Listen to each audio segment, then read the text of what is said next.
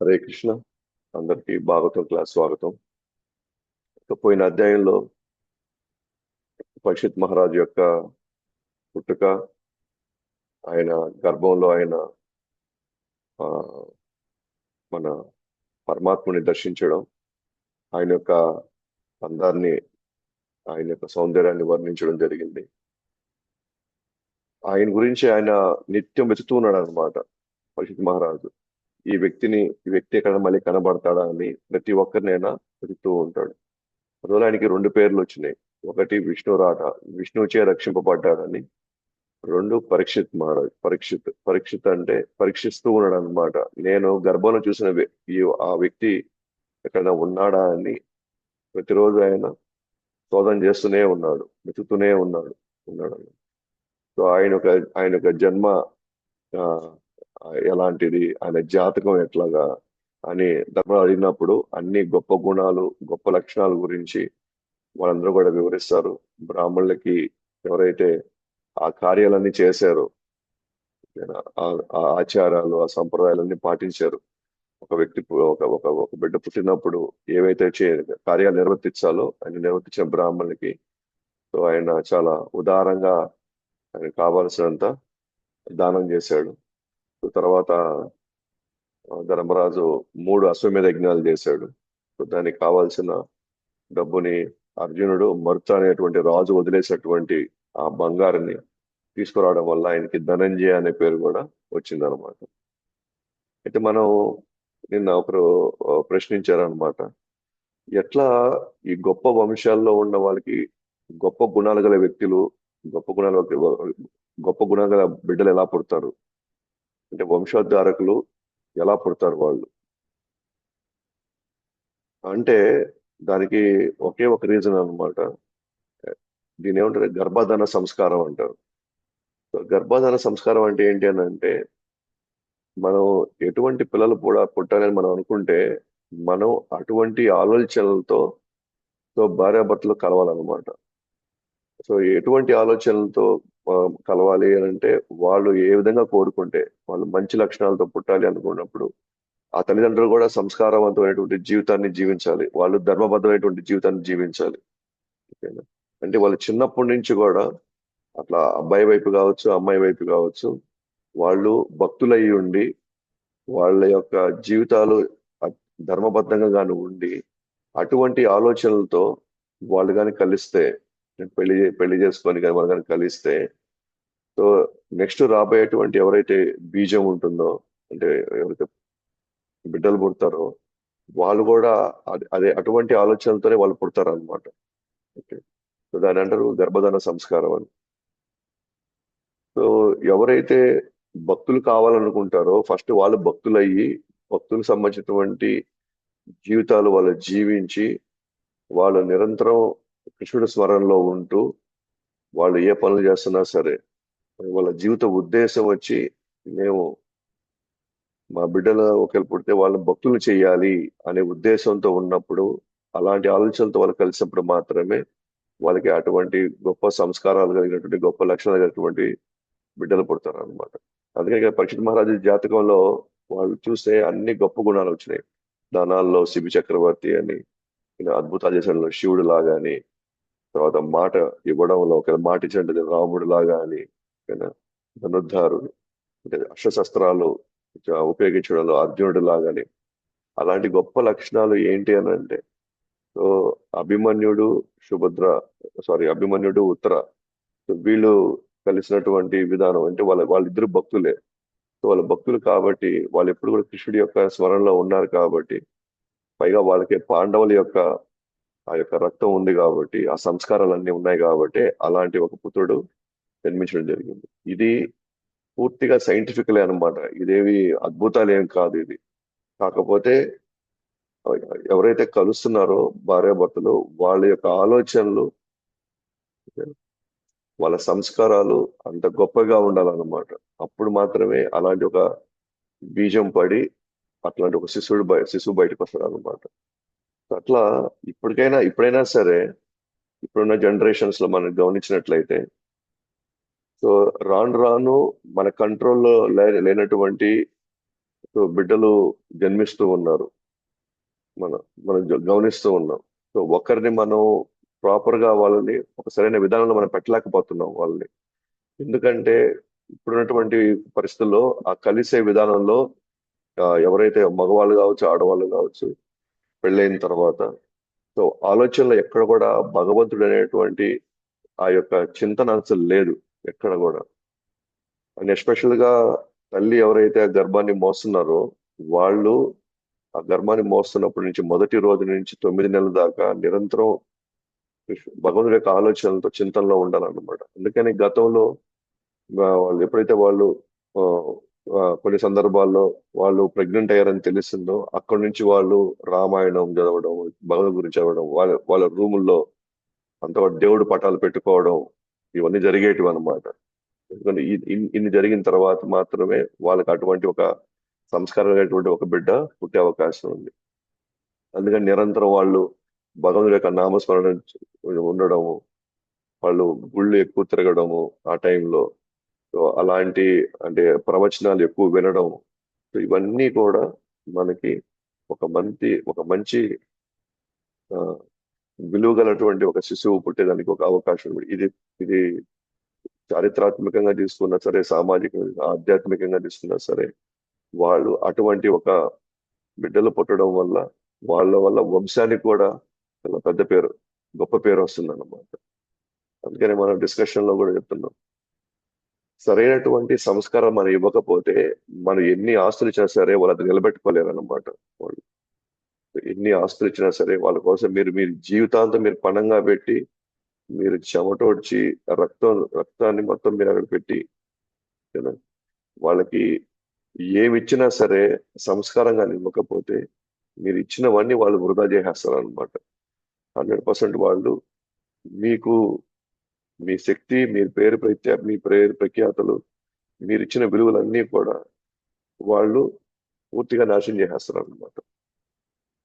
ఎట్లా అయితే మన పిల్లలకి మనం ఆస్తులు ఇవ్వాలి, లేకపోతే వాళ్ళకి పలానా వసతులు ఇవ్వాలి అని మనం ఎంత కష్టపడతామో, మనము ధర్మం కూడా ఇవ్వాలి, మన సంస్కారం కూడా ఇవ్వాలి, భక్తి కూడా ఇవ్వాలి అనే బలమైన సంకల్పం కూడా మనం పెట్టుకోవాలన్నమాట. మిగతావన్నీ ఎవరైనా రేపు దోచుకోపోవచ్చు వాళ్ళ దగ్గర నుంచి, లేదా వాళ్ళ టైం బాగాలేకపోతే వాళ్ళన్నీ కోల్పోవచ్చు అన్నమాట. కానీ ఎప్పుడైతే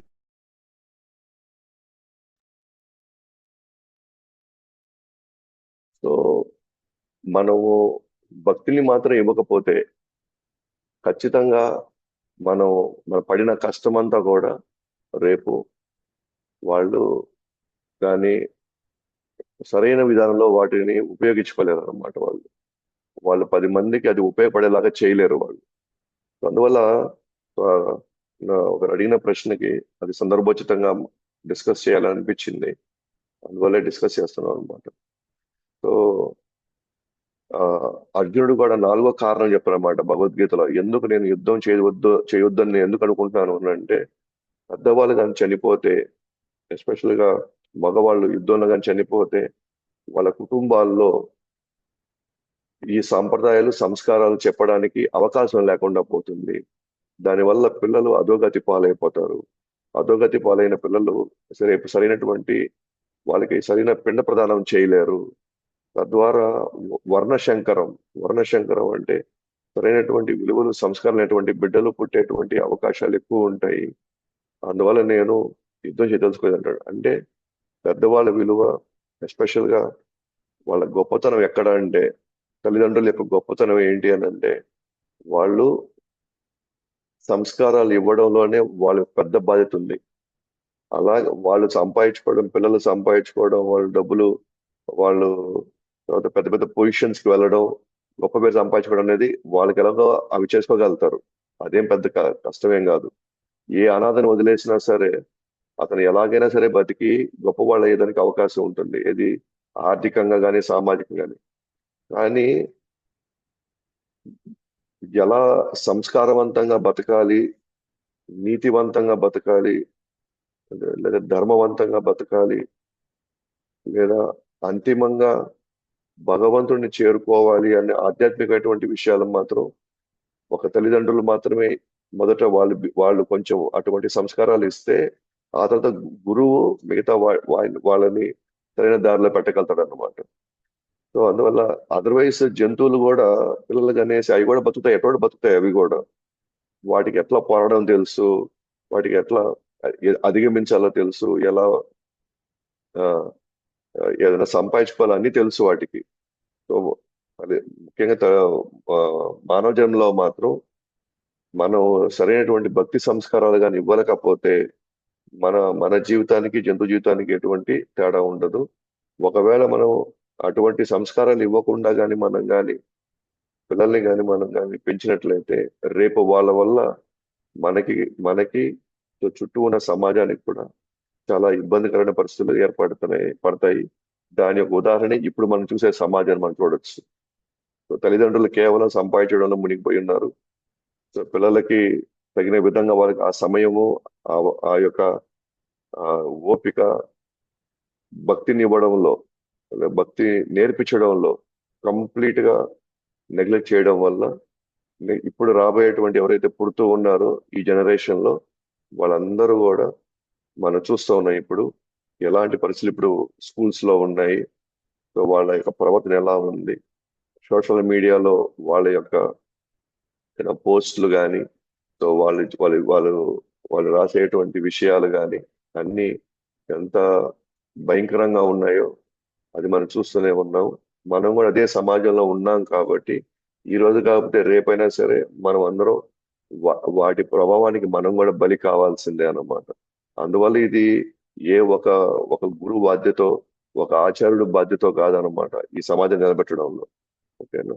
ఒకసారి అంటుంటారు అనమాట, మీ బోటి వాళ్ళు చేయాలా, మీ బోటి వాళ్ళు ఇవన్నీ చూసుకోవాలంటే ఇది ఒకరు ఇద్దరు చేసే పని కాదు. ఇది ప్రతి ఇంట్లో ప్రతి తల్లిదండ్రులు వాళ్ళ యొక్క రెస్పాన్సిబిలిటీ అన్నమాట. ఇప్పుడు మనం చూస్తే ఈ పాండవులు వాళ్ళు మనకంటే పెద్ద బాధ్యత మోస్తున్నారు. ఒక రాజ్యాన్ని వాళ్ళు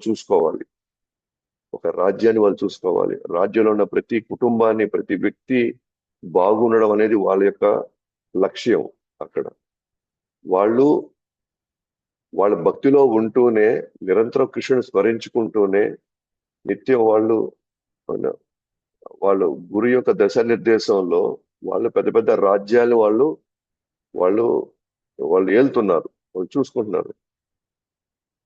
అంటే వాళ్ళకే భక్తి చేసుకోవడానికి, కృష్ణుని గుర్తుపెట్టుకోవడానికి, కృష్ణుని స్మరించుకోవడానికి నిరంతరం వాళ్ళు భక్తిని ఆ, ఆ, భక్తి సాధన చేయడానికి వాళ్ళకే అంత టైం ఉంటే, ఏది పెద్ద పెద్ద రాజ్యాలని చూసుకునే వాళ్ళకి అంత టైం ఉంటే మనం మనం అందరినీ చిన్న చిన్న వ్యాపారాలు చేసుకుంటున్నాము, చిన్న చిన్న ఉద్యోగాలు చేసుకుని మనకి అంత టైం లేదా? సో మనం ఆ, వాటిని అలవర్చుకోవడానికి మనకు అంత అవకాశం లేదా మనకి?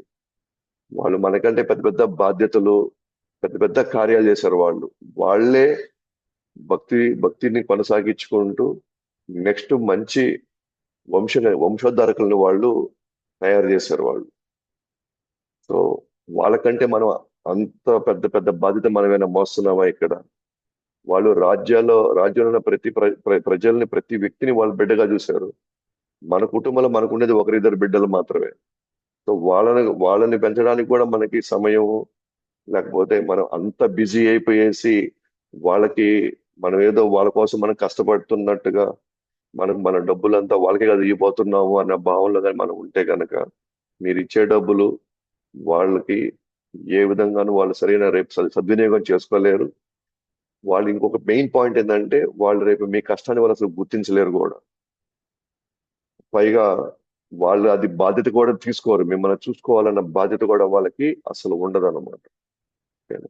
సో కాబట్టి ఎప్పుడైతే మనం భక్తి సంస్కారాలు ఇస్తామో అప్పుడు మాత్రమే వాళ్ళు మనల్ని బాధ్యతగా తీసుకుంటారు, చూసుకుంటారు. భక్తి సంస్కారాలు ఇవ్వకుండా మీరు ఎన్ని ఇచ్చినా సరే వాళ్ళకి మన మీద వాళ్ళు రేపు మనం చూసుకోవాలన్న బాధ్యత కూడా వాళ్ళు తీసుకోరు వాళ్ళని. సో అలాంటి ఒక పరిస్థితుల్లో ఇప్పుడు మనం ఉన్నాము, చూస్తున్నాం. కాబట్టి సో సందర్భం వచ్చింది కాబట్టి ఇది డిస్కస్ చేస్తున్నాము. సో సో ఈ విధంగా ఆ పరీక్షిత్ మహారాజు ఆ, పుట్టడం, ఆయన పెరగడం జరుగుతూ ఉంది. వాళ్ళ తాతల యొక్క సంరక్షణలో చాలా వాళ్ళు ఇచ్చేటువంటి ఆ సంస్కారాల మధ్య ఆ విలువల మధ్య తాను గొప్పగా ఎదుగుతూ ఉన్నాడు.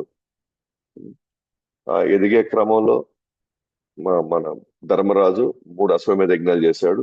ఆ తర్వాత మళ్ళీ కృష్ణుడు మళ్ళీ ద్వారకాకి వెళ్ళిపోతాడు అనమాట. సో ఆ అశ్వమేధ యజ్ఞాల కోసం కృష్ణుడిని పిలిపిస్తారు. ఎస్పెషల్ గా పరిషత్ మహారాజు పుట్టాడని. సో తర్వాత యజ్ఞాలు ధర్మరాజు చేశాడు.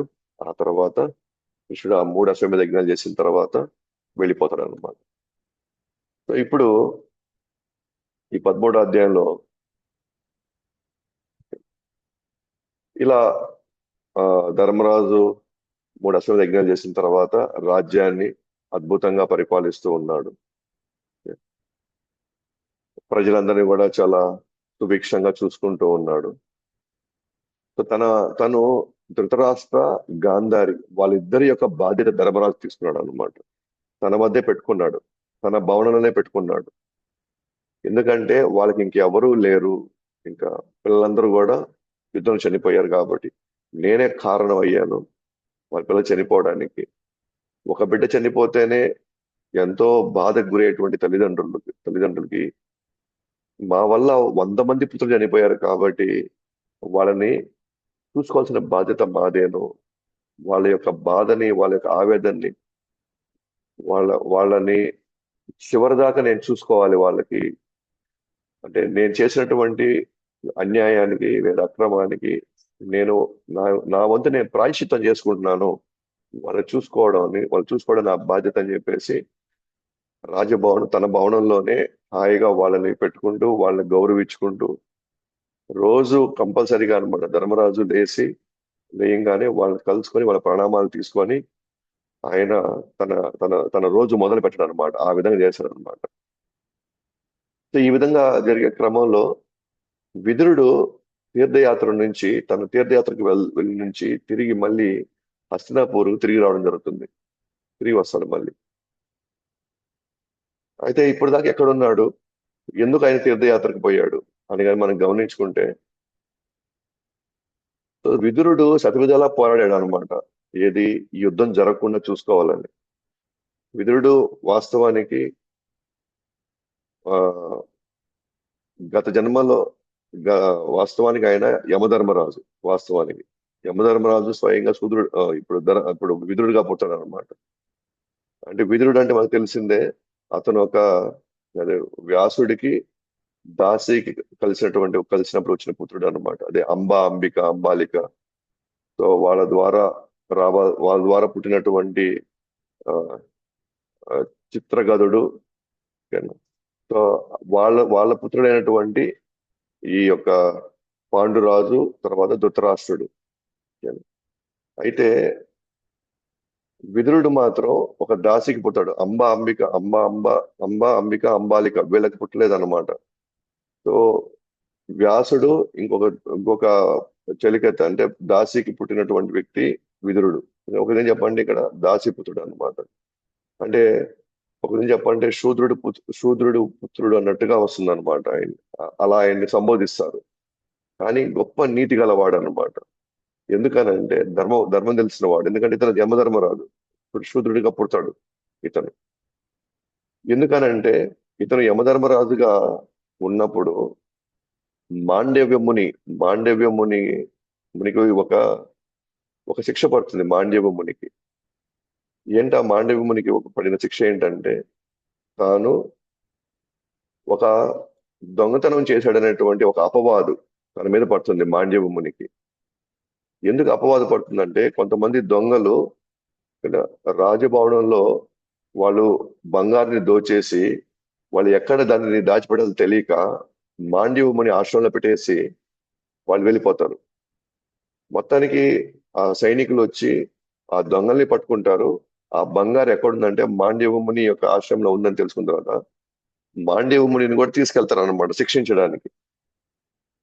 ఆ శిక్ష ఎలా వేస్తారంటే, వాళ్ళు త్రిశూలం ఉంది కదా, శూలం దాని మీద కూర్చోబెడతారు అనమాట అందరినీ. ఆ దొంగల్ని, ఈవెన్ మాండవ్య మునిని కూడా అట్లా కూర్చోబెడతారు అనమాట. అయితే మనకు తెలిసింది కదా, శూలం మీద కనుక కూర్చున్నారు అని అంటే అది ఎంత పెద్ద భయంకరమైనటువంటి నొప్పి తీసుకొస్తుందో. ఆ నొప్పి భరించలేక మిగతా వాళ్ళని చనిపోతారు. కానీ మాండవ ముని మాత్రం చనిపోడు అనమాట. ఆ తర్వాత రాజు ప్రాయశ్చిత్తానికి రాజు నిజంగానే ఈ మాండవ ముని ఇంత నొప్పి భరిస్తున్నాడు అని అంటే, అంటే శూలం మీద కూర్చోవడం అనేది అంటే ఇతను సామాన్య వ్యక్తి కాదు అని తర్వాత తప్పు తెలుసుకున్నాడు అనమాట. ఇతని అనవసరంగా మనము తీసుకొని వచ్చి ఇటువంటి శిక్ష వేశారని చెప్పేసి భయపడిపోతాడు అనమాట మాండవ మునిని. ఆ తర్వాత తప్పు తెలుసుకొని ఆ మాండవ మునిని క్షమాపణ వేడుకొని రాజు వెళ్ళిపోతాడు వదిలేసి. ఆ జన్మ అయిన తర్వాత ఆ తర్వాత మాండవముని కొన్ని రోజులు జీవించి తర్వాత చనిపోతాడు. చనిపోయిన తర్వాత మాండవముని యమధర్మరాజు దగ్గరికి వెళ్తాడు అనమాట. యమధర్మరాజు దగ్గరికి వెళ్ళినప్పుడు అడుగుతాడు అనమాట, నాకెందుకు ఇంత పెద్ద శిక్ష వచ్చింది? నేను చేయనటువంటి ఒక తప్పుకి నేను ఎందుకు ఈ కర్మ నేను అనుభవించాను? దయచేసి నాకు చెప్పంటే యమధర్మరాజు అంటాడు, నువ్వు ఇంతకుముందు జన్మలో నువ్వు ఒక చిన్న పిల్లవాడివి. నువ్వేం చేసావంటే ఓకేనా, ఒక ఆ, ఒక జంతువు యొక్క ఒక కంటిలో నువ్వు గడ్డి గడ్డి పరక తీసుకొని దాన్ని కంటిని నువ్వు గుచ్చావు అంటారు అనమాట. దాని కంటిలో నువ్వు గుచ్చావు. అది చాలా బాధతో క్షోభతో అది చాలా నొప్పిని అది భరించింది. అంటే చిన్న పిల్లవాడుగా మనం చూస్తాం కదా, చిన్న చిన్న పిండిలో ఏదో తీసుకొని వచ్చి ఏదైనా చిన్న పురుగు దొరికింది అనుకోండి, పురుగు లేదా ఏదైనా పక్షి దొరికింది లేదా ఏదైనా అంటే వాళ్ళకి తెలియదు కదా, సరదాగా వాళ్ళు వచ్చి గుచ్చుతారు. అట్లా మాండవ్యముని ముందు జన్మలో ఒక చిన్న పిల్లవాడుగా గుచ్చుతాడు అనమాట. దానికి దానికి శిక్షగా నీకు ఈ రోజు నిన్ను ఆ నొప్పి ఆ, ఈ రోజు నీకు ఈ శిక్ష రూపంలో నీకు పడింది అని చెప్తాడు అనమాట. అప్పుడు మాండవ్యముని అంటారు, నేను తెలియని వయసులో చిన్న పిల్లవాళ్ళు 12 సంవత్సరాల లోపల చేసిన పనులకి కార్యాలకి పెద్ద శిక్ష ఏమి ఉండదు కదా, మరి నాకు అన్యాయంగా అంత పెద్ద శిక్ష నాకు ఎందుకు వేసావు అప్పుడు? అంటే నేను వెళ్ళి ఈ యొక్క శిక్షను భరించేలాగా నాకెందుకు ఇటువంటి ఇది నువ్వు శిక్ష వేసావు అని చెప్పండాం అని అడిగినప్పుడు ధర్మరాజు నిజంగానే కొద్దిగా, అవును నేను పొరపాటు అయిపోయింది, నీకు ఆ చేసిన దానికి తక్కువ శిక్ష పడాల్సింది, ఇంత పెద్ద శిక్ష నీ మీద నీ దండన నీ మీద వేయాల్సి నీకు నీకు ఇవ్వడం జరిగింది, అది నా పొరపాటే అంటారు అనమాట ధర్మరాజు. అప్పుడు మాండవ ముని చెప్పేశాడు అనమాట, నువ్వు ఇంకా ఈ పొజిషన్ లో లేకుండా నెక్స్ట్ జన్మలో నువ్వు ఒక దాసి పుత్రుడిగా నువ్వు జన్మించాలి అంటాడు అనమాట. అట్లా పుట్టిన వాడే ఇప్పుడు విదురుడు అనమాట, దాసీపుత్రుడిగా. సో కాబట్టి సో యమధర్మరాజే విదురుడిగా పుడుతున్నాడు. ఎవరంటే మాండవ ముని యొక్క శాపం వల్ల. సో ఈ విదురుడు ఇప్పుడు మనకు తెలుసు చిన్నప్పటి నుంచి ధర్మరాజు కాబట్టి అన్ని విషయాల్లో నీతిగా నియమంగా ధర్మాలను పాటిస్తాడు. ఎందుకంటే అందుకని విదుర నీతి అనే పుస్తకం కూడా ఉంది. అంటే నిజంగానే గొప్ప ధర్మాన్ని పాటించే వ్యక్తి అన్నమాట విదురుడు.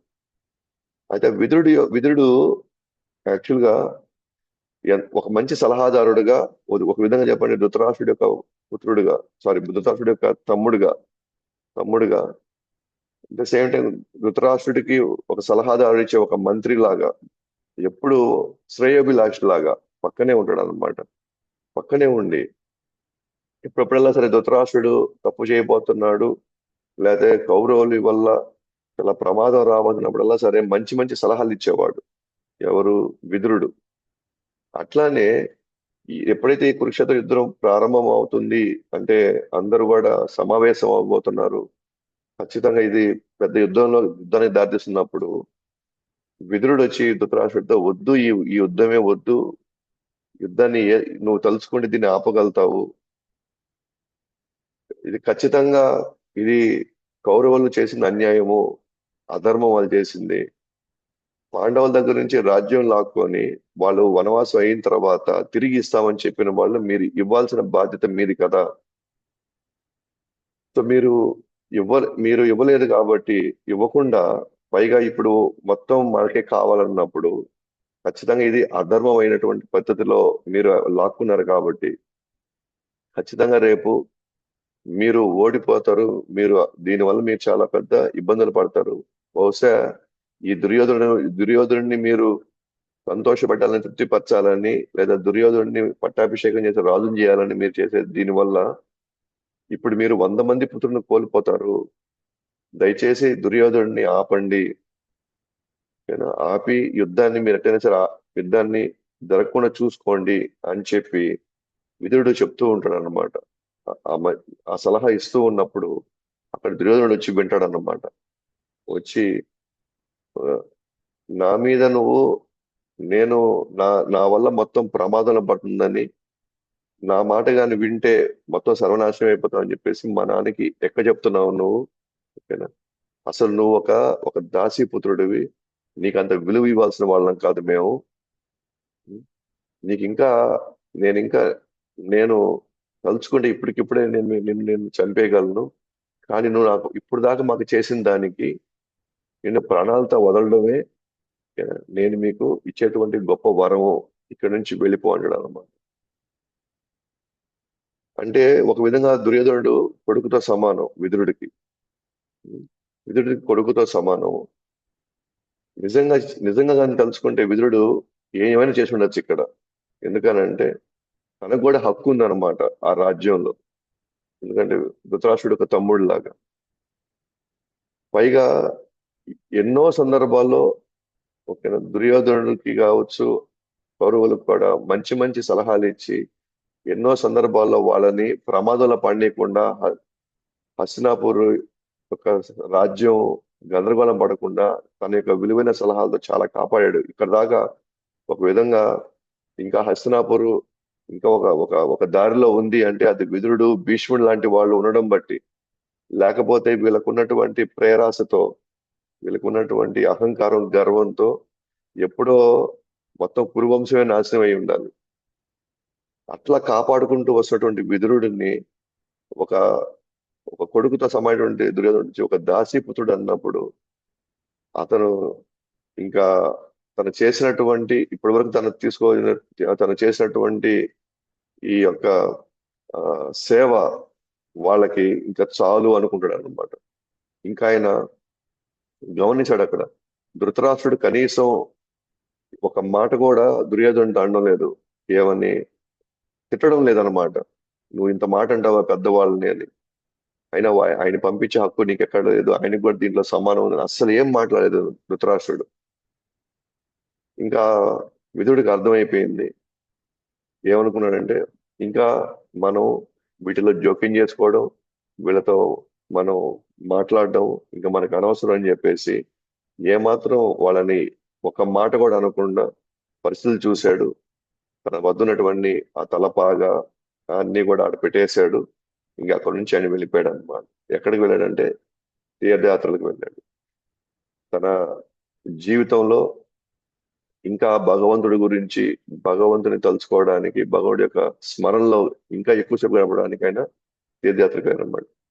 ఒక విధంగా చెప్పాలంటే మనకి ఎస్పెషల్ గా పెద్దవాళ్ళు అయిన వాళ్ళు ఎస్పెషల్ గా మనం గమనించుకోవాల్సింది ఏంటంటే ఇక్కడ ఒక వయస్సు దాకా మాత్రమే మనము మన యొక్క పిల్లల యొక్క జీవితాల్లో మనం సలహాలు కావచ్చు, సూచనలు కావచ్చు, మనం ఇచ్చేటువంటి సహాయం కావచ్చు, ఏదైనా ఒక ఒక ఒక పరిధి వరకే ఉంటుంది అనమాట. ఆ పరిధి లోక వరకు మనం చేయగలిగితే ఇక్కడ మన గౌరవం మనకు ఉంటుంది. ఆ పరిధి దాటి మనం ఇంటర్ఫియర్ అయినా, ఎక్కువ మనం చెప్పినట్టుగా వాళ్ళ జీవితాలు జీవించాలని చెప్పేసి మనం ఎక్కువ అధికారాన్ని మనం చూపించినా సరే తర్వాత మన గౌరవాన్ని మనం కోల్పోతాం అన్నమాట. అందుకనే బెటర్ థింగ్ ఏంటి అని అంటే శక్తి ఉన్నంత వరకు వాళ్ళు చేయగలిగినందు మనం చేసేసి తర్వాత మనం భగవంతు చింతనలోకి వెళ్ళిపోవడం అనేది మంచిది.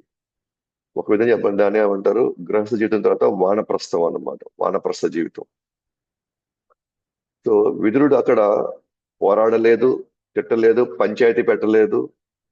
ఈ ఆస్తులు నావి, నేను కూడా దీంట్లో భాగం, నా హక్కు నాకు ఉంది, వీటన్నిటి మీద మనం యుద్ధం ప్రకటించాలి ఏమనలేదన్నమాట. ఎందుకంటే విదురుడికి మానవ జన్మ యొక్క ఉద్దేశం తెలుసు. అంతిమంగా ఎక్కడికి చేరుకోవాలి, దానికి ఎటువంటి ప్రిపరేషన్, ఏమేమి మనం తయారు చేసుకోవాలో, ఎటువంటి జీవితానికి మనం ఇక అలవాటు పడాలో దానికి తగినట్టుగా ఆయన వానప్రస్థంలో ఆయన తీర్థయాత్ర చేయడానికి ప్రయాణించాడు అనమాట. అట్లా తీర్థయాత్రలో భాగంగా ఆయన ఉద్ధవుడిని కలుసుకున్నాడు. ఉద్ధవుడితో ద్వారా అనేకమైనటువంటి కుశల ప్రశ్నలు వేసి కృష్ణుడు ఎలా ఉన్నాడు, ఆ, ద్వారకాలో వాళ్ళు ఎలా ఉన్నారా వేసి యుద్ధ రంగంలో అక్కడ వాళ్ళకి అర్థమైపోయింది. పాండవులు జయించారు, పాండవులు రాజ్యం తీసుకున్నారు. తర్వాత కృష్ణుడు కూడా వెళ్ళిపోయాడు అన్న విషయం ఉద్ధవుడు చెప్పాడు అనమాట. అయితే ఉద్ధవుడు వెళ్ళిపోయే లోపల కృష్ణుడు ఓకేనా, మళ్ళీ ఒక గీత చెప్తారు అనమాట. దాని పేరే ఉద్ధవ గీత. ఓకేనా. 11వ స్కందం భాగవతంలో వస్తుంది అనమాట. అంటే కృష్ణుడు చెప్పిన ఏదైతే గీత ఉందో అదే గీతని ఇంకా లోతుగా చెప్పారు అనమాట. ఇంకా ఏదైతే కృష్ణుడు చెప్పాడో వాళ్ళకి ఏ విషయాలైతే కృష్ణుడు ఉద్ధవుడితో పంచుకున్నాడో ఆ విషయాలు నాకు కూడా చెప్పండి అని విదురుడు అడుగుతాడు అనమాట. ఎవరిని? ఉద్ధవుడిని. అప్పుడు ఉద్ధవుడు అంటాడు, వయసు రీత్యా, అనుభవ రీత్యా, హోదా రీత్యా మీరు నాకంటే చాలా పెద్దవాళ్ళు.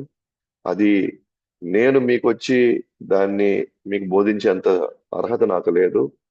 ఇదే విషయాన్ని ఏదైతే నాకు చెప్పాడో కృష్ణుడు, ఇదే విషయాన్ని మైత్రేయ మునికి కూడా చెప్పాడు. మైత్రేయ ముని కూడా అక్కడ ఉన్నాడు. ఆయనకు కూడా ఈ విషయాలన్నీ కూడా తెలుసుకున్నాడు. కాబట్టి మీరు నిజంగా ఈ విషయాలు తెలుసుకుంటే మీరు మైత్రేయ మునిని కలవండి అని చెప్పి ఉద్ధవుడు పంపిస్తాడు అనమాట.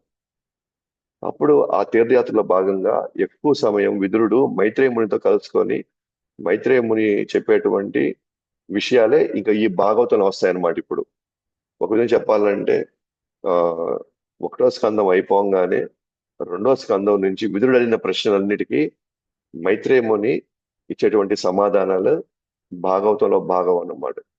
ఇవన్నీ ఆయనకి ఎవరు చెప్పారంటే కృష్ణుడు చెప్పాడు ఇవన్నీ కూడా. అదే విషయాలనే ఓకేనా, సుఖదేవ్ గోస్వామి పరిషత్ మహారాజ్ చెప్తున్నాడు. అసలు ఇదేంటో మళ్ళీ చూద్దాం. ఈ సుఖదేవ్ గోస్వామి పరిషత్ మహారాజ్ చెప్పడం కావచ్చు, మైత్రేయ ముని విదురుడు చెప్పడం కావచ్చు, ఇవన్నీ కూడా ఎలా ఒకే పందాలోకి వస్తాయో అది తర్వాత చెప్తాం. అయితే మొత్తానికి మైత్రేయ ముని దగ్గర నుంచి విషయాలు తెలుసుకుంటున్నాడు. ఎవరు? విదురుడు. ఏమని విషయాలు తెలుసుకుంటున్నాడంటే మనం చూస్తాము 3వ స్కందం, 4వ స్కందం అన్నిట్లో కూడా మైత్రేయ ముని చెప్తున్నాడు అనమాట. ఫలానా రాజులంతా కూడా ఈ విధంగా గొప్పగా వాళ్ళు రాజ్యాలు ఏలి తర్వాత వాళ్ళ అర్హులైనటువంటి వాళ్ళకి పట్టాభిషేకం చేసేసి వాళ్ళందరూ రాజ్యాలు వదిలేసి వాళ్ళు వానప్రస్థానికి వెళ్తూ ఉన్నటువంటి సన్నివేశాలు చాలా డిస్కస్ చేస్తారన్నమాట. అంటే ప్రతి రాజు లేదా ప్రతి గృహస్థుడు ఏం చేయాలి అని అంటే ఓకేనా, సో పిల్లల కోసం వాళ్ళకి ఆధ్యాత్మిక విలువలు ఇస్తూ మన సంపాదించిన ఇంకేదైనా ఉంటే అది కూడా వాళ్ళకి ఇస్తూ వాళ్ళని ఇంకా పూర్తి బాధ్యతలు అప్పచెప్పేసి ఇంకా పూర్తిగా భగవత్ చింతనలోకి వెళ్ళిపోవాలి. దాన్ని అందరూ కూడా మన కాలం చెప్తారు. ఇంకా నేను వెళ్ళి కాశీకి వెళ్ళిపోతాను, ఇంకా నేను లేదా ఇంక నేను ఏదో మధురాకి వెళ్ళిపోతాను, ఇంకా నా జీవితాన్ని అంతా కూడా ఇంకా నేను ఆ అటువంటి ఆధ్యాత్మిక పుణ్యక్షేత్రాలు మేము గడపతాము అనే పాయింట్ వచ్చింది చూసారా. అదేంటి అని అంటే సో మరణ సమయంలో మనం కృష్ణుని తలుచుకుంటే తప్ప మనం శాశ్వతంగా జన్మ మృత్యు నుంచి మనం బయటపడలేము. ఈ కర్మ నుంచి మనం బయటపడలేము. అంటే మరణ సమయంలో మనం కృష్ణుని గుర్తుపెట్టుకోవాలి అని అంటే ఓకేనా, జీవిత కాలంలో అంతా కూడా మన కృష్ణు గురించి మనం తలుచుకోవాలి. అందుకే మనం ఇక్కడ హరే కృష్ణ మంత్రం ద్వారా నిత్యం మనం కృష్ణుని తలుచుకుంటూ ఆ విధంగా మన మనసుని మనం తయారు చేసుకుంటాం, మన హృదయాన్ని తయారు చేసుకుంటున్నాం అన్నమాట. ఎప్పుడైతే మనసు పూర్తిగా కృష్ణుడితో నిండిపోతుందో అప్పుడు మరణ సమయంలో కూడా మనసులో కృష్ణుడి గురించి మాత్రమే తలుచుకునే అవకాశం మనకు వస్తుంది అనమాట.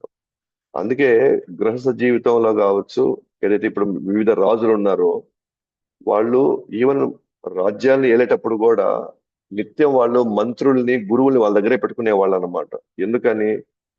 వాళ్ళు గురువుల ద్వారా సరైనటువంటి మంత్రుల ద్వారా నిత్యం భగవంతుడి గురించి విషయాలు తెలుసుకుంటూ ఏది ధర్మ మార్గం వాళ్ళ దగ్గర సలహాలు సూచనలు తీసుకుంటూ వాళ్ళు ఒక పక్క రాజ్యాన్ని ఏలుతూ ఇంకోవైపు భగవంతుడు చేయాల్సిన కార్యాలు చేసుకుంటూ ఎప్పుడైతే పిల్లలు పెద్దవాళ్ళై తగిన అర్హతలు వచ్చిన తర్వాత ఆ వ్యాపారాలు లేకపోతే అధికారాలు మొత్తం పిల్లలకి ట్రాన్స్ఫర్ చేసేసి వాళ్ళు ఇంకా దాంట్లో కనీసం వచ్చి వాళ్ళు ఎలా ఉన్నారని కూడా వాళ్ళు అసలు చూసుకోరు అనమాట. పిల్లలు ఎలా ఉన్నారు కూడా ఇంకా అక్కడి నుంచి పూర్తిగా భగవద్ చింతనలో గడుపుతారు అనమాట. అదే విధంగా ఎంతో మంది రాజుల చరిత్రలో మైత్రేయ ముని చెప్తున్నాడు అనమాట. ఇక్కడ పలానా రాజులు బర్హిషత్ కావచ్చు, వృషభదేవుడు, తర్వాత ఆ భరతుడు, జడభరతుడి కథలో, తర్వాత ధ్రువ మహారాజు, ఆ, తర్వాత ఉత్తానపాదు, ఇట్లా చాలా మంది రాజులు వాళ్ళు రాజ్యాన్ని బ్రహ్మాండంగా ఏలిన తర్వాత వాళ్ళ పిల్లలకి వాళ్ళ బాధ్యత అప్పచెప్పి వాళ్ళు వానప్రస్థానికి వెళ్ళి భగవత్ చింతనలో వాళ్ళ వైకుంఠం చేరుకున్నాడు అని మైత్రేయముని పదే పదే చెప్తున్నప్పుడు విదురుడికి ఒక ఆలోచన వచ్చింది. అరే, ఆ, వాళ్ళ అన్న గురించి తనకు ఆలోచన వస్తుంది. ఇటువంటి ధృతరాష్ట్రుడు అనేవాడు ఇప్పుడు యుద్ధం అయిపోయింది, పిల్లలు మరణించారు, ఇప్పుడు ముసలితనంలో ఉన్నాడు కాబట్టి ఇతను కూడా రాజ్యాన్ని పక్కన పెట్టి ఇతను కూడా వానప్రస్థానికి వెళ్ళాలి కదా. వానప్రస్థానంలోకి వెళ్ళి తాను భగవంతుడి గురించి ఆలోచిస్తూ చింతనలో ఉండి అంతిమంగా తాను కూడా భగవంతు దగ్గరికి వెళ్ళిపోవాలి కదా. ఇతను ఎందుకు ఇంకా రాజభవన్లోనే ఉంటూ ఇంకా అది అనుభవించాలనే ఈ ఆలోచనలో ఎందుకున్నాడు ఇంకా. అతను ఎలాగైనా సరే మనం కాపాడి తన రాజ్యం నుంచి బయటికి తీసుకొని వచ్చి తన భగవంతు చింతనలో పెడితే తను ఇప్పటి వరకు చేసుకున్న కర్మలన్నీ కూడా భగవద్ చింతన వల్ల భగవంతుడి యొక్క అనుగ్రహంతో అవన్నీ తను కడుక్కొని తను కూడా మరణ సమయంలో భగవంతుని తలుచుకొని తను కూడా వైకుంఠం వెళ్ళిపోవచ్చు కదా. కాబట్టి నేను ఇప్పుడు మళ్ళీ హస్తినాపూర్ వెళ్ళి మా అన్నని ఆ రాజ్యం నుంచి వెళ్ళగొట్టేటువంటి బాధ్యత తీసుకుంటాను, అది నా ప్రథమ కర్తవ్యం అని చెప్పేసి విదురుడు మళ్ళీ హస్తినాపూర్ వస్తాడు అనమాట. హస్తినాపూర్ ఆయన వచ్చింది ఇక్కడ మళ్ళీ భోగభాగం అనుభవించడానికి విదురుడు రాల. సో విదురుడు యొక్క గొప్ప మనసు ఏంటంటే తన అవమానించిన వాళ్ళను కూడా తాను గుర్తుపెట్టుకొని వాళ్ళు రేపు భవిష్యత్తులో ఎన్నో కర్మలు అనుభవించాల్సినటువంటి పరిస్థితిలో ఉన్నటువంటి ధృతరాష్ట్రుడిని బయట పడేయడానికి, ఆ కర్మల ఊబిలో నుంచి బయట పడేయడానికి మళ్ళీ గొప్ప మనసుతో మళ్ళీ వస్తాడు అన్నమాట. ఎందుకంటే ఎవరన్నా ఇప్పుడు మనకి ద్రోహం చేసిన వాళ్ళని మనం వాళ్ళని బాగుపరచాలని మనం అనుకుంటామా అసలు? ఒక విధంగా చెప్పండి, విదురుడికి ద్రోహం జరిగింది. ఎవరి వల్ల? ధృతరాష్ట్రుడి వల్ల, దుర్యోధనుడి వల్ల. ద్రోహం జరిగినా సరే మా- ఆయన పోతే పోయాడు, మా అన్న పోతే పోయాడు, ధృతరాష్ట్రుడు ఎక్కడైతే చావని నాకెందుకు అనుకోలేదు. సో తన జీవితం తను శాశ్వతంగా జన్మమూర్తి చక్రం నుంచి బయటపడాలంటే తను ఫస్ట్ రాజభవన్ నుంచి తను బయటకు వచ్చి భగవతుడి చింతనలో గడపాలి, భగవంతుడి గురించి ఆలోచించాలి. అతను కూడా ఆ తీర్థయాత్రలు చేసి ఆఖరికి తను కూడా కృష్ణుని తలుచుకొని ఇక్కడి నుంచి బయటపడాలి అని ఒక గొప్ప మనసుతో, ఓకేనా, ఒక గొప్ప శ్రేయోభిలాషి లాగా వచ్చాడు అన్నమాట అక్కడ. కాబట్టి హస్తినాపురికి మళ్ళీ తిరిగి వస్తాడు అన్నమాట విదురుడు. అయితే ఇప్పటి వరకు అందరూ అందరూ కూడా విదురుడు ఎట్టపోయాడో తెలియదు ఎవరికి, ఎందుకు వెళ్ళిపోయాడో తెలియదు, ఎక్కడ పోయాడో తెలియదు, అసలు ఉన్నాడో లేదో కూడా తెలియదు అనమాట. సో వీళ్ళందరూ కూడా ఆయన గురించి బాధపడుతూ ఉంటారు, తలుచుకుంటూ ఉంటారు అనమాట. ధర్మరాజు, ఇంక ఇతర కుంతి మహారాణి, ఇలాంటి అందరూ కూడా ఆ రాజ్యంలో ఉండే వాళ్ళందరూ కూడా. అప్పుడు విదురుడిని చూశాడు. అప్పుడు హస్తినాపురికి వచ్చి రాజభవన్ రాగానే ధర్మరాజు విదురుడిని చూసి చాలా ఆనందపడతాడు. వాళ్ళకి పోయిన ప్రాణం తిరిగి వచ్చినట్టుగా అనిపిస్తుంది అనమాట. ఎందుకంటే చాలా కాలం తర్వాత ఆయన వచ్చాడు అనమాట. సో వాళ్ళ ప్రాణం పోయి మళ్ళీ తిరిగి వచ్చినట్టుగా అయిపోయింది అనమాట. అప్పుడు వాళ్ళ మధ్యలో వాళ్ళు ప్రణామాలు చేసుకోవడం, ఆలింగనాలు చేసుకున్నారు. అంటే గౌరవ మర్యాదలు ఒకరికొకరు పుచ్చుకోవడం, అక్కడ ఉన్న మిగతా వాళ్ళందరితో కూడా ఆయన యొక్క అనురాగాలు, ఆప్యాయతలు, ప్రణామాలు, ఆలింగనాలు అన్ని జరిగాయి అన్నమాట. అప్పుడు ఆయన్ని గౌరవ మర్యాదలతో ధర్మరాజు ఆయన్ని గౌరవ మర్యాదలతో ఆసనం ఇచ్చాడు. తర్వాత ఆయనకి తగిన విధంగా ఆయనకి పలహారం పెట్టి తర్వాత విశ్రాంతి ఇచ్చి మళ్ళీ ఆయన ఆ విశ్రాంతి నుంచి బడలికి అంతా పోయిన తర్వాత ఆయన వచ్చి మళ్ళీ తగిన విధంగా ఆయన విదురుడు కూర్చున్న తర్వాత వాళ్ళ మధ్య సంభాషణ జరిగింది అనమాట. ఎవరి మధ్యలో? ధర్మరాజుకి విదురుడికి మధ్య సంభాషణ జరిగింది. ఏంటి ఆ సంభాషణ అంటే ధర్మరాజు మొత్తం గుర్తుపెట్టుకున్నాడు అనమాట. విదురుడు వాళ్ళని ఎన్నెన్ని రకాలటువంటి ఘోర పరిస్థితి నుంచి వాళ్ళని కాపాడాడు అని విదురుడు స్వయంగా. సో ధర్మరాజు అంటున్నాడు, విదురుడు వారిని ఎన్ని రకాలుగా కాపాడాడో అన్ని గుర్తు చేసుకుంటున్నాడు అనమాట. ఒకప్పుడు ఎన్నో విపత్తుల నుంచి మమ్మల్ని కాపాడావు, ముఖ్యంగా విషం ఇచ్చినప్పుడు మమ్మల్ని కాపాడావు, మా యొక్క లక్కా గృహం పూర్తిగా దహనం అయ్యేటప్పుడు మాకు సలహాలు ఇచ్చి మమ్మల్ని అక్కడి నుంచి తప్పించావు. నిజంగా ఒక పక్షి తన పిల్లల్ని ఎలా కాపాడుకుంటుందో మీరందరూ కూడా మమ్మల్ని అలా కాపాడుకున్నారు. అందుకే మేము ఈరోజు ఇంకా మేము బతికున్నాం అని చెప్పేసి గడిచినటువంటి కాలాన్ని అతను మర్చిపోవాలి. నిజమైనటువంటి ధర్మాత్ములు లేకపోతే భక్తులు వాళ్ళు గడిచిన కాలంలో వాళ్ళు పొందిన సహాయం ఎవరి ద్వారా పొందారో వాళ్ళు ఎప్పటికీ మర్చిపోరు అన్నమాట. వాళ్ళు అదే కృతజ్ఞతని వాళ్ళు అలాగే కనబరచాలన్నమాట చివరి దాకా. ఇది నిజమైనటువంటి గొప్ప మానవ జన్మలో అసలు లక్షణం అన్నమాట ఇది. కానీ ఇవన్నీ అది మనకి ఇప్పుడల్లా మనకి కనుమరుగవుతున్నాయని మనకు తెలుసు ఇవన్నీ కూడా. అలాగే వారి తీర్థయాత్రల్లో వాళ్ళ వివరాలు తెలుసుకున్నాడు అనమాట. ఎక్కడికల్లా తిరిగారు, ఎవరెవరిని మీరు కలిశారు, ఏమేమి సేవలు చేసుకున్నారు, ఏమేమి నేర్చుకున్నారు, ఆ, అన్ని అన్ని ఆయన తెలుసుకోవడానికి ప్రయత్నించాడు అనమాట. అప్పుడు ఆయన అనమాట, మీలాంటి వాళ్ళు నిజంగానే తీర్థ స్థలాలు మీరు, తీర్థ స్థలాలు మీరు, నిజమైన తీర్థ స్థలాలు మీరు. అంటే మనం తీర్థస్థలాలకు ఎందుకు పోతున్నాం, మనం తీర్థయాత్రలకు ఎందుకు వెళ్ళాలి, మనం తీర్థస్థలాలని మనం పోయి దర్శనం చేసుకోవాలి అని అంటే, అక్కడ యాక్చువల్ గా పోయి భగవంతుని తలుచుకోవడం, భగవంతుని దర్శనం చేసుకోవడం కాదనమాట. యాక్చువల్ గా అక్కడికి వెళ్ళి మనం ఎవరిని కలుసుకోవాలంటే సాధువుని కలుసుకోవాలి. అక్కడ వెళ్ళి భక్తుల్ని కలుసుకోవాలి. అక్కడ వెళ్ళి భగవత్ చింతనలో గడిపేటువంటి సాధకుల్ని మనం కలుసుకోవాలన్నమాట. దానికోసం మనం తీర్థయాత్రలు చేయాలి. ఎందుకంటే భగవంతుని దర్శించుకోవడం మన ఊర్లలో మనకే చాలా కావాల్సిన గుళ్ళు ఉన్నాయి కదా, దర్శనం చేసుకోవడానికి, సేవ చేసుకోవడానికి, అన్ని ఉత్సవాలు చేసుకోవడానికి మన ఊర్లో కావాల్సిన గుళ్ళు ఉన్నాయి. మనం ఎందుకు తిరుసలకి వెళ్ళాలి అని అంటే, అక్కడ మనకి జ్ఞానాన్ని అందించేటువంటి సాధువులు ఉన్నారన్నమాట. మానవ జన్మ యొక్క విలువలు చెప్పేటువంటి, ఆధ్యాత్మిక ఎదగడానికి కావాల్సినటువంటి సూచనలు సలహాలు చేసేటువంటి గొప్ప గొప్ప భక్తులు అక్కడ ఉన్నారు. అక్కడ వాళ్ళని కలుసుకోవడానికి, వాళ్ళకి సేవ చేసుకోవడానికి, వాళ్ళ దగ్గర నుంచి జ్ఞానం పొంది మళ్ళీ మనం మన జీవితాలను గడుపుకోవడానికి మన తీర్థయాత్రలు చేయాలి. అఫ్ కోర్స్ ఈ రోజు మన తీర్థయాత్రలు అంటే అది విహారయాత్రలు అయిపోయినాయి.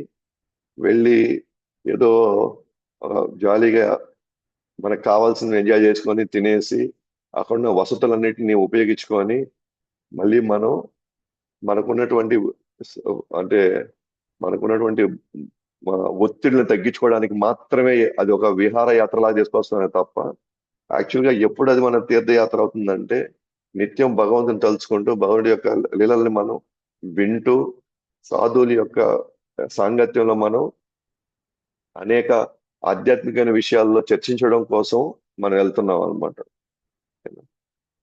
సో ఇప్పుడు ధర్మరాజు ఆయన్ని తీర్థస్థలం ఎందుకు అన్నాడంటే, తీర్థస్థలాల్లో ఎవరైతే ముఖ్యంగా ఈ సాధువులు భక్తులు ఉంటారో వీళ్ళ హృదయంలోనే భగవంతుడు ఉంటాడు. వాళ్ళు ఎక్కడ తిరిగినా సరే ఆ ప్లేస్ ని వాళ్ళ తీర్థస్థలంగా మార్చేయగలుగుతారు. అటువంటి భక్తులు ఎక్కడ తిరిగితే ఆ ప్రదేశాన్ని వాళ్ళు తీర్థస్థలాలుగా మార్చేయగలుగుతారు. అందుకని ఈయన ధర్మరాజు ఏమంటాడంటే, మీరు సాక్షాత్తు మీరే తీర్థస్థలాలు, మీరు మా ఇంటికి వచ్చి మా మా మా మా భవనాన్ని ఒక తీర్థస్థలంగా మార్చేశారు మీరు. ఎందుకంటే మీ హృదయంలో ఎప్పుడు మీరు కృష్ణుని ఎప్పుడు మీరు పెట్టుకొని ఉంటారు కాబట్టి, మీ దగ్గర నుంచి మేము పొందేటువంటి జ్ఞానము, మీ దగ్గర నుంచి మేము పొందేటువంటి సూచనల సలహాలు, మా జీవితాల్లో మేము ఎప్పుడు కృష్ణ గుర్తుపెట్టుకోవడానికి మీరు మా ఇంటికి వచ్చారు కాబట్టి మీరు స్వయంగా తిరిగేటువంటి తీర్థస్థలాలు అంటారు. నిజంగా మనం ఏ స్థలానికి పోయామని పాయింట్ కాదు, స్థలానికి వెళ్ళి ఆ తీర్థస్థలానికి వెళ్ళి కృష్ణుడి గురించి తలుచుకోవడానికి కావాల్సిన ప్రేరణ, భక్తులు ఎదగడానికి కావాల్సిన ప్రేరణ ఎక్కడైతే మనం పొందుతామో, ఎవరి ద్వారా అయితే మనం పొందుతామో వాళ్ళందరూ కూడా మనకి తీర్థస్థలాలతో సమానం అన్నమాట. మనం అందుకని ఈ యొక్క శ్లోకం ఉంటుందన్నమాట. భవద్విధ భాగవత తీర్థభూత స్వయం విభో తీర్థి కూర్వంతి తీర్థాన్ని స్వాంతం స్థేన గదాభృత. సో మీరు సాక్షాత్తు విదురుడు అంటారు అన్నమాట ధర్మరాజు, మీరు సాక్షాత్తు తీర్థస్థలాలు, మీరు స్వయంగా మీ హృదయంలో భగవంతుని పెట్టుకో ఉంటారు కాబట్టి మీరే తీర్థస్థలము. తీర్థస్థలం అంటే ఏంటి? ఎక్కడైతే భగవంతుడు నివసిస్తాడో ఆ ప్లేస్ ని తీర్థస్థలం అంటారు. ఎక్కడైతే భగవంతుడు లీలలు చేస్తాడో, ఎక్కడైతే సాధువులు ఎక్కువ భగవంతుని తలుచుకుంటారో అవన్నీ తీర్థస్థలాలు అనమాట. ఇప్పుడు ఆ విధంగా విదురుడు సాక్షాత్తు తిరిగేటువంటి తీర్థస్థలం. ఎట్లయితే మన మొబైల్ హాస్పిటల్ అంటే హాస్పిటల్ వసతులన్నీ ఒక వ్యాన్ లో ఉన్నాయనుకోండి, మనం మొబైల్ హాస్పిటల్ అంటారు దాన్ని. అట్లాగే ఇది మొబైల్ హోలీ ప్లేసెస్ అన్నమాట, తిరిగేటువంటి తీర్థ స్థలాలు అన్నమాట ఈ సాధువులు. అప్పుడు ఆయన ధర్మరాజుగా ప్రశ్నలు వేస్తున్నాడు అనమాట వాళ్ళని. మీరు కృష్ణుడి సేవలో నిరంతరంగా నిమగ్నం అయ్యే ద్వారకా వాసులు ఎలా ఉన్నారని మీరు ఎప్పుడైనా మీరు వాళ్ళ గురించి మీకు ఏమైనా తెలిసిందా? ద్వారకా వాసులు ఎలా ఉన్నారు, వాళ్ళు ఇప్పుడు ఏం చేస్తున్నారు అక్కడ అని ధర్మరాజు అడుగుతున్నాడు అనమాట ఇంద్రుడిని. అప్పుడు తనకు తెలిసిన సమాచారం తను చెప్తున్నాడు అనమాట ద్వారకా వాసుల గురించి. వారి గురించి మొత్తం సమాచారం విదురుడు ఇచ్చాడు. ఒక్క విషయం మాత్రం చెప్పలేదు అనమాట. ఏంటంటే కృష్ణుడు ఆల్రెడీ తిరిగి వెళ్ళిపోయాడు, తన లీలలను ముగించుకొని కృష్ణుడు వెళ్ళిపోయాడు. అంటే కృష్ణుడు తాను ఈ భూమిని వదిలి తాను వెళ్ళిపోయాడు. ఈ విషయం విదురుడికి ఉద్ధవుడు చెప్పేస్తాడు ఆల్రెడీ. కానీ విదురుడు వచ్చి ఇక్కడ చెప్పలా అసలు. ధర్మరాజుకి అన్ని విషయాలు చెప్పాడు. ఆ ద్వారకావాసులు బాగున్నారు, వాళ్ళు బాగున్నారు, వీళ్ళు బాగున్నారు, అన్ని అక్కడ బాగానే ఉన్నాయి అని అలా చెప్తూ చెప్తూ చెప్పాడే గాని, ఎందుకంటే ఈయన అడిగాడు ధర్మరాజు, ఇంతకీ ద్వారకావాసుల విశేషాలు ఏంటి అని అడిగాడు. ఎందుకని ఆ విషయం అడిగాడంటే ద్వారక ఇప్పుడు కృష్ణుడు ఉన్నాడు కదా, సో కృష్ణుడు గురించి విదురుడు చెప్తాడేమో అన్న ఆలోచనతోనే ధర్మరాజు అడుగుతాడు అనమాట. కానీ విదురుడు ఈ ఈ ఈ విషయం తప్ప అన్ని విషయాలు చెప్తాడు అనమాట.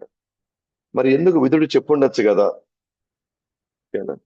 ఈ విషయాన్ని కృష్ణుడు ఇంకా లేరు, ఆయన తన లీలను సమాప్తం చేసుకొని వెళ్ళిపోయాడని చెప్పుండొచ్చు కదా. కానీ విదురుడు చెప్పలేదు అనమాట. ఎందుకనంటే మళ్ళీ ఒక చెడ్డ న్యూస్ చెప్పి వాళ్ళని ఇంకా ఎందుకు మన ఆందోళన పెట్టి వాళ్ళని కష్టపడడం ఎందుకు? ధర్మరాజుకి ఎలాగో వేరే వాళ్ళ ద్వారా ఆయనకి ఎలాగో విషయం తెలుస్తుందిలే, మన నోటితో మనం కృష్ణుడి గురించి చెప్పి ఆయన్ని ఇబ్బంది పెట్టి ఇక్కడ ఉన్న వాళ్ళందరినీ మళ్ళీ శోభలో పెట్టాల్సిన అవసరం నాకు లేదు. నేను వచ్చిన మెయిన్ ఉద్దేశం ఏంటి? ధృతరాష్ట్రుని తీసుకుని వెళ్ళిపోవాలి ఇక్కడ నుంచి. అతన్ని ఈ యొక్క ఈ ఈ ఈ యొక్క దాన్ని ఏమంటారు, తాను ఇంకా భౌతిక జీవితాన్ని అనుభవించాలన్నటువంటి ఆ కోరిక ఏదైతే ఉందో ఆ కోరికను చంపేసి తన్ని ఆధ్యాత్మిక చింతనలోకి తీసుకువెళ్ళాలన్న ఉద్దేశం తను వచ్చాడు కాబట్టి, మెయిన్ గా పర్పస్ అది. కాబట్టి నేనెందుకు పోయి కృష్ణుడు గురించి, కృష్ణుడు ఇప్పుడు లేడు ఇంక వెళ్ళిపోయాడని చెప్పాలని అవసరం ఎందుకు? నేను చెప్పడం వల్ల వీళ్ళంతా బాధలు పడి ఆ సన్నివేశాన్ని చూసుకునే తట్టుకునే పరిస్థితి నేను లేను.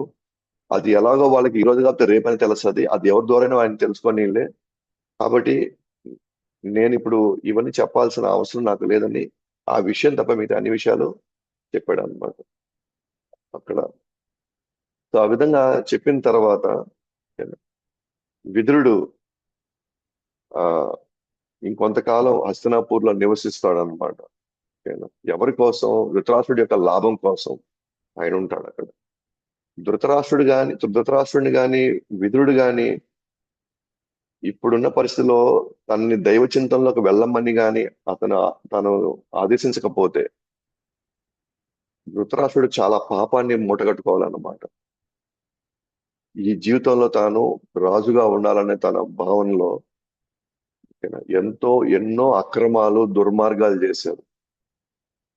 తను చూస్తూ అన్ని రకాలటువంటి ఈ దుర్మార్గాల్ని ప్రోత్సహించాడు అనమాట. ఎవరు? ధృతరాష్ట్రుడు. ధృతరాష్ట్రుడు పిలిచాడని చెప్పే ధర్మరాజు జూదం ఆడడానికి వస్తాడు. ధృతరాష్ట్రుడు తెలుసు ధర్మరాజుని ఎందుకు పిలుస్తున్నారో, వాళ్ళు మోసం చేసి, శకుని మోసం చేసి పాచికల మాటలో ఆయన యొక్క రాజ్యాన్ని మొత్తాన్ని తీసుకొని పాండవుల్ని అడవులు పాలు చేయాలనేటువంటి ఆ వ్యూహం ధృతరాష్ట్రుడు తెలుసు. అని తెలిసి కూడా ధర్మరాజుని ఇటువంటి పరిస్థితులు పెట్టాడు అనమాట. ఆ లెక్కను చూసుకునే ధృతరాష్ట్రుడు చాలా ఘోరమైన పాపాలు చేశాడు అనమాట. కానీ విదురుడు మా మా మా అన్నగాని ఇంకా ఈ గృహస్థ జీవితంలో ఈ వయసులో కూడా ఇంకా ఇది అనుభవించాలనేటువంటి ఇంత లోపల తనకున్నటువంటి ఆసక్తి ఏదైతే ఉందో దాన్ని నేను నాశనం చేసి అతన్ని భగవత్ చింతనలో నేను పెట్టగలిగితే ఎంతో కొంత తన పాపాలు తను కడుక్కునే ఒక అవకాశం తనకు దొరుకుతుంది, తన కర్మల నుంచి తను బయటపడే ఒక అవకాశం తనకు దొరుకుతుంది లేకపోతే శాశ్వతంగా నరకలోకాల్లో ఉండిపోయేటువంటి అన్ని దుర్మార్గాలు చేశాడు కాబట్టి నేను ధృతరాష్ట్రుడిని ఇక్కడి నుంచి నేను బయట పంపించి తను భయవత్చింతనలో పెట్టడానికి తాను హస్తినాపురం వస్తాడనమాట. అందుకని ఇక్కడ ధృతరాష్ట్రుడి యొక్క లాభం కోసం వస్తాడనమాట. అప్పుడు విదురుడు ఆ, ధృతరాష్ట్రుడిని కొన్ని బలమైనటువంటి మాటలు మాట్లాడతాడు అనమాట. కొన్ని ఘోరమైన మాటలు మాట్లాడతాడు ధృతరాష్ట్రుడిని. కఠినంగా మాట్లాడతాడు అన్నమాట. ఎందుకనంటే ధృతరాష్ట్రుడు పై అంత కఠినంగా మాట్లాడకపోతే ధృతరాష్ట్రుడు తాను ఈ భవనం వదిలి వెళ్ళాలనుకోడు అనమాట. ఆ కఠినమైన మాటలు విదురుడు అనాలనుకోడు, కానీ అనాల్సిన పరిస్థితి వస్తుంది. అలాగ అంత కఠినంగా అంత ఘోరంగా మాట్లాడితే తప్ప విదురుడు ఈ భవనాన్ని వదిలి తాను భగవత్ చింతనలో ఉండడు. కాబట్టి విదురుడు ఏం మాటలు మాట్లాడాడు, ఎంత ఎంత కఠినమైనటువంటి మాటలు మాట్లాడాడో అది అవన్నీ విన్నటువంటి ధృతరాష్ట్రుడు రాత్రికి గాంధారితో విదురుడు భవనాన్ని వదిలి వెళ్ళిపోతాడు అనమాట. ఇవన్నీ విదురుడు ఎందుకు చేస్తాడంటే ఇప్పటికైనా సరే ఇతను ఈ ఈ ఈ గృహస్థ జీవితాన్ని ఇంకా కొనసాగించి ఇంకా వ్యామోహంలో ఓకేనా, ఇంకా ఇంకా కర్మలు చేయడం కంటే కూడా ఒక కఠినమైన మాటలైనా మనం మాట్లాడి ఓకేనా, ఘోరమైన మాటలైన మాట చెప్పి తనని దూషించైనా సరే తను ఇక్కడ నుంచి బయట పంపించేసి తను ఏదో ఒక విధంగా భగవంతుడి చింతనలు తన జీవితాన్ని గడిపితే ఎంతో కొంత పాపానైనా తను కడుక్కోగలుగుతాడు.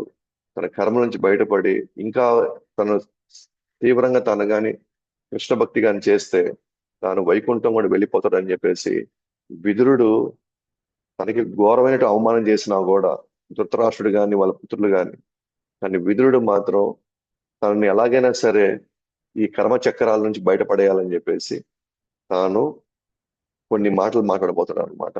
అది రేపు చూస్తాము. ఎటువంటి మాటలు మాట్లాడడం వల్ల విదురుడు నిజంగా ధృతరాష్ట్రుడు నిజంగా విదురుడు నన్ను కాపాడాడు అనుకుంటాడు అనమాట. తను ఘోరంగా తిట్టినా కూడా ధృతరాష్ట్రుడు మాత్రం నిజంగా ఆ, విదురుడి పట్ల కృతజ్ఞత చూపిస్తాడు. అంటే నువ్వు నా మీద దయతో నన్ను బయటపడేసావు అని. అంటే అది ఏంటి అనేది మనం రేపు చూస్తాము. ఈ చాలా చాలా అద్భుతమైనటువంటి విషయాలని విదురుడు ఆ, ధృతరాష్ట్రుడితో సంభాషిస్తాడు అనమాట. అది నెక్స్ట్ క్లాస్ లో రేపు చూద్దాము. గ్రంథరాజ్ శ్రీమద్ భాగవతం की जय, अनंत कोटि वैष्णव वृंद की जय, जगत गुरु श्रील प्रभुपाद की जय, निताय गौर प्रेमानंदे, हरि हरि बोल।